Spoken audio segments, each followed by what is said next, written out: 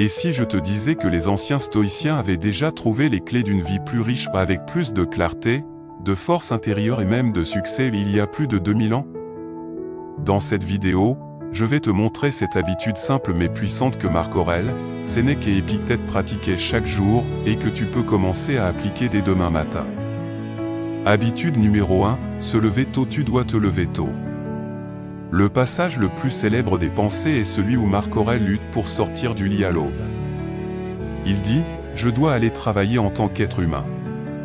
Je ne suis pas fait pour rester blotti sous les couvertures à chercher la chaleur.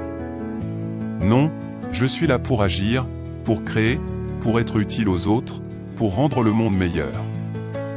Et toi non plus tu n'es pas fait pour rester sous les draps. Donc, lève-toi tôt et mets-toi en mouvement. » Habitude numéro 2, traiter le corps avec rigueur. Tu dois faire de l'exercice. Tu dois être actif. Et attention, pas pour des raisons de vanité ou pour gonfler tes muscles, mais pour cultiver la force physique et mentale. Sénèque disait, nous traitons le corps avec rigueur pour qu'il n'obéisse pas mal à l'esprit. C'est une discipline.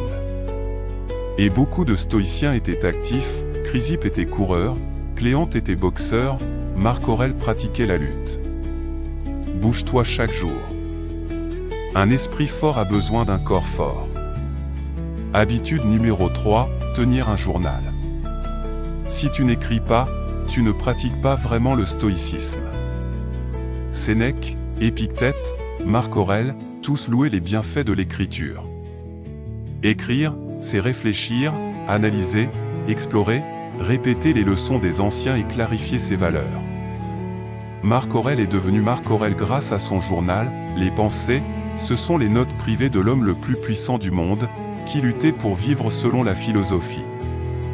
Habitude numéro 4, lire régulièrement. Tu dois lire, beaucoup, et tout le temps.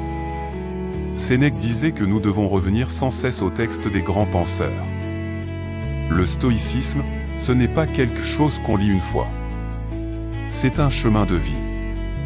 Et lire ne suffit pas, il faut lire activement, intensément, les bonnes choses de la bonne manière.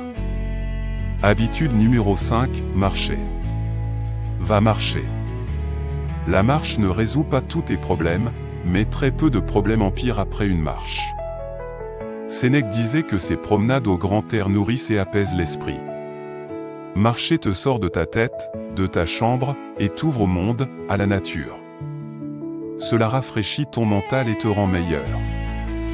Habitude numéro 6, faire du travail profond. Consacre du temps au travail profond, à la concentration et à la réflexion. Marc Aurèle disait, concentre-toi sur la tâche devant toi comme si c'était la dernière de ta vie. Range ton téléphone, ferme les onglets, ne multitâche pas, focalise-toi entièrement sur une seule chose, dans un bloc de temps ininterrompu. C'est ça, le vrai travail. Habitude numéro 7, méditer sur la mortalité. Souviens-toi de ta mortalité, memento mori. Tu n'as pas l'éternité. Le problème n'est pas que la vie est courte, disait Sénèque, mais que nous en gaspillons beaucoup. Nous croyons avoir plus de temps que nous n'en avons réellement. Mais l'horloge tourne. Ta vie s'évapore en ce moment même. Ne te dis pas, je serai bon demain. Marc Aurèle disait, sois bon aujourd'hui, sois bon maintenant. Car c'est la seule chose que tu possèdes vraiment. Si cette vidéo t'a aidé, fais un pas de plus, like pour soutenir le contenu, commente l'habitude que tu veux tester en premier, ça t'aidera à l'ancrer, partage la vidéo pour inspirer ton entourage et abonne-toi, parce que chaque semaine, je publie de nouveaux principes stoïciens pour transformer ton quotidien.